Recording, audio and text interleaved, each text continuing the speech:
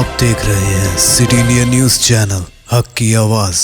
PFI क्या है और इसका मकसद क्या है और इस पर जो इल्ज़ामात लग रहे हैं उसकी सच्चाई क्या है।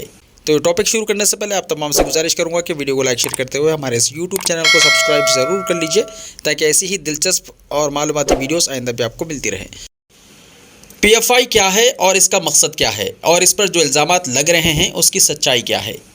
आजकल इंडिया में हर तरफ पीएफआई का तस्करा हो रहा है। कुछ सवाल आवाम के जहनों में हैं कि पीएफआई क्या है, इसका मकसद क्या है और इस पर जो इल्ज़ामात लग रहे हैं इसकी सच्चाई क्या है। तो आइए इस पर हम आपको बताते हैं तफसीलात।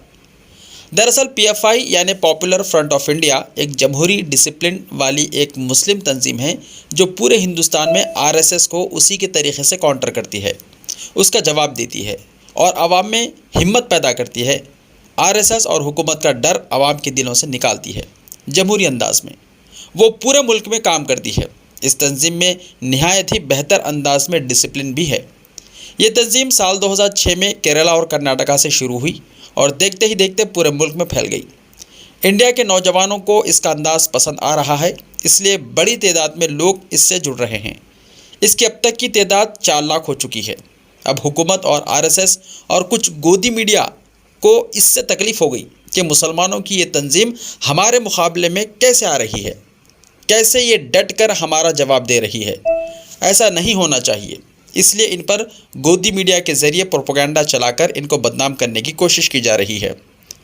आरएसएस और हुकूमत के लोग एनआईए, ईडी और दूसरी तंजीमों के ज़रिए रेड करके इनको खौफजदा करने की कोशिश कर रहे हैं। इन छापों से पहले केरला में एक जलसे से पीएफआई ने कहा था कि हम लोग आपकी कोई भी एजेंसी से डरने वाले नहीं। ठीक इसके कुछ दिन बाद पीएफआई के दफ्तरों पर छापे मारे गए। पीएफआई पर इल्ज़ाम है कि उन्होंने टेरर फंडिंग की है।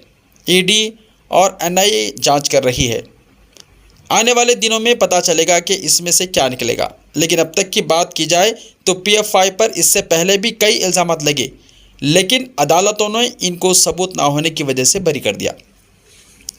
पीएफआई हमेशा से कहती आई है कि हमारा कोई ताल्लुक़ दहशतगर्दी से नहीं है, हम कानून के मुताबिक काम करते आए हैं। लेकिन चूंकि ये तंजीम आरएसएस को काउंटर करती है, उनका जवाब देती है, तो महज इसीलिए इनको गलत इल्ज़ामात लगाकर पकड़ा जा रहा है। और अगर ये तंजीम गलत होती तो ये अब तक भाग चुकी होती, लेकिन ये तंजीम हर मसले का सामना करती है और अदालत और कोर्ट से रुजू होती है। पिछले कुछ अरसे में गोदी मीडिया की तरफ से इल्ज़ामात लगाए गए तो पीएफआई ने उन पर नोटिस जारी कर दिया। अब सवाल ये पैदा होता है कि पीएफआई पर ये इल्ज़ामात क्यों लगते हैं, दूसरी तंजीमों पर क्यों नहीं लगते।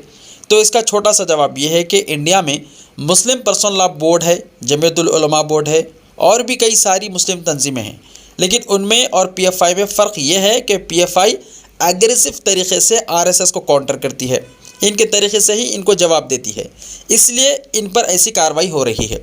जबकि दूसरे मुस्लिम तंजीमों का काम करने का तरीक़ा बिल्कुल अलग है। पूरे इंडिया में कहीं पर भी पीएफआई पर अब तक कोई पाबंदी नहीं है, सिर्फ झारखंड में रोक लगी है क्योंकि वहाँ पर अदालत में पीएफआई का केस चल रहा है।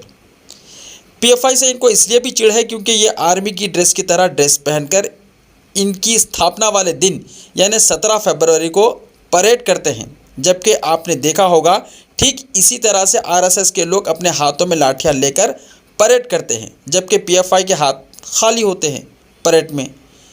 इनको मुसलमानों से डर है, इसलिए ये कार्रवाई हो रही है।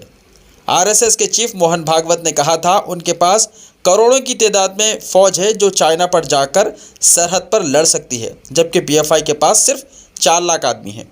यकीनन अगर कोई मुल्क से बगावत करता है तो उस पर कड़ी कार्रवाई करनी चाहिए, लेकिन किसी पर महज एक मज़हब का होने पर कार्रवाई करना ठीक बात नहीं।